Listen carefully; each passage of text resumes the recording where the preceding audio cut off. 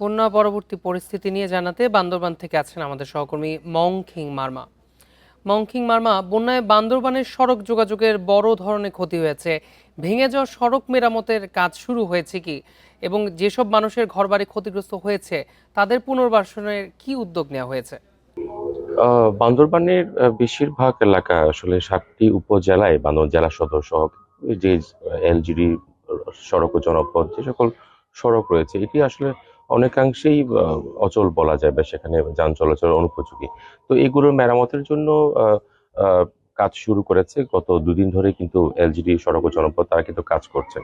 আর যে জায়গাটি আসলে যান চলাচল অনুপযোগী হয়ে আছে শুধুমাত্র থানচি একটি উপজেলায়, সেখানে সেনাবাহিনী এবং ফায়ার সার্ভিস কিন্তু কাজ করছে। সেখানে যে জায়গায় মাটি ধসে পড়েছে সেই জায়গাগুলোতে গাড়ি চলাচলের জন্য কাজ। আর যেগুলো পানির ঢলে বা পানির ঢলে বৃষ্টির পানিতে যেগুলো সড়ক আসলে আহ ধুয়ে গিয়েছে, যে জায়গাগুলো থেকে অনেক জায়গায় ভেঙে গিয়েছে অথবা সড়ক আহ ধসে পড়ে গেছে, সেইগুলো কার্যক্রম শুরু করবে বলে জানিয়েছেন এই সংশ্লিষ্ট বিভাগে। আমি যদি একটু দেখাই, এখানে বান্দরবানের আহ উজানি পাড়ায় যে ঘাটটা আছে সেই এলাকায় মানুষজন ঘরে ফিরতে শুরু করছেন। তারা কিন্তু বেশিরভাগই আশ্রয় কেন্দ্রে ছিল। আপনি দেখতে পাচ্ছেন যে ঘরের পানির ঢলের কারণে সেখানে টিন এবং যেখানে মাচাং বাড়ি আছে সেখান থেকে গাছ, আহ, কাঠগুলো আহ, মানে সরে গিয়েছে বা পানিতে চলে গেছে। আপনারা দেখতে পাচ্ছেন এভাবে মানুষ ঘরে ফিরতে শুরু করছে। অনেক জায়গায় যারা ঘর বাড়ি ভেঙে গিয়েছে তারা অনেকেই বাড়িতে আশ্রয় নিতে না পেরে এখনো কয়েকজন আশ্রয় কেন্দ্রে আছেন। আরো যদি বলি যে যারা আশ্রয় কেন্দ্রে আছেন তাদেরকে জেলা প্রশাসনের পক্ষ থেকে খাবারের ব্যবস্থা কিন্তু করা হয়েছে। আর যারা আশ্রয় কেন্দ্র থেকে ছিঁড়ে চলে আসেন তারা যাতে অন্তত পক্ষে 5 থেকে 6 দিনের মতো তারা যাতে খাবারটা পায় সেই ব্যবস্থাগুলো কিন্তু জেলা প্রশাসনের পক্ষ থেকে নেওয়া হয়েছে। তো বিভিন্ন জায়গায় ঘুরে দেখছি ত্রাণ কার্যক্রম এখনো চলছে।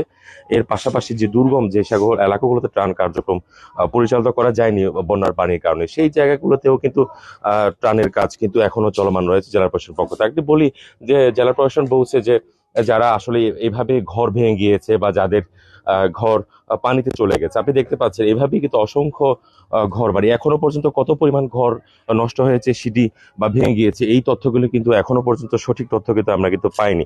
এটি শুধুমাত্র সাঙ্গুর চিত্র নয়, মাতামুহুরী বিভিন্ন জায়গায়ও কিন্তু এই একই চিত্র আহ এই বন্যার কারণে। তো এর পাশাপাশি যদি একটু বলি, গতকালকে রুমা সাথে বান্দরবান যোগাযোগ স্বাভাবিক হয়েছে। থানচি উপজেলায় শুধুমাত্র একটি উপজেলায় কিছুটা হলো এখনো পর্যন্ত যান চলাচল বিঘ্নিত হচ্ছে। এর পাশাপাশি হলো লামা আলীকদম নাইক্ষ্যংছড়িতে কিন্তু যান চলাচল স্বাভাবিক এবং সেখানে সাধারণ মানুষের কিন্তু স্বাভাবিক জীবনযাপন করছে বলে আমরা নানাভাবে খবর পাচ্ছি। আর আরেকটি যদি বলি যে এখানে বান্দরবানের সাথে রাঙ্গামাটি যে সড়ক ব্যবস্থা সেটি কিন্তু এখনো পর্যন্ত বিচ্ছিন্ন। গতকালকে এই বিষয় নিয়ে সড়ক ও জনপথের নির্বাহী প্রকৌশলীর সাথে কথা বলছি, তিনি যেমনটা বলছেন যে হয়তো 1 সপ্তাহের মধ্যে কিন্তু এই আহ, সড়কটি হয়তো চালু করতে পারবেন। এর পাশাপাশি যে সকল সড়কে হলো আহ, এখনো পর্যন্ত চালু করতে পারেনি সেগুলোরও কার্যক্রম চালাচ্ছে বলে জানিয়েছেন এই সংশ্লিষ্ট বিভাগে। তো এই হচ্ছে আমার কাছে বান্দরবানের সাথে সব মিলেই যে ক্ষত চিহ্ন সেটি কিন্তু আসলে ফুটে উঠছে বন্যার পরে। এটাই হচ্ছে আমার কাছে বান্দরবান বন্যার পরবর্তী সর্বশেষ সংবাদ। বন্যার ক্ষয়ক্ষতি নিয়ে বান্দরবান থেকে সর্বশেষ জানাচ্ছিলেন আমাদের সহকর্মী।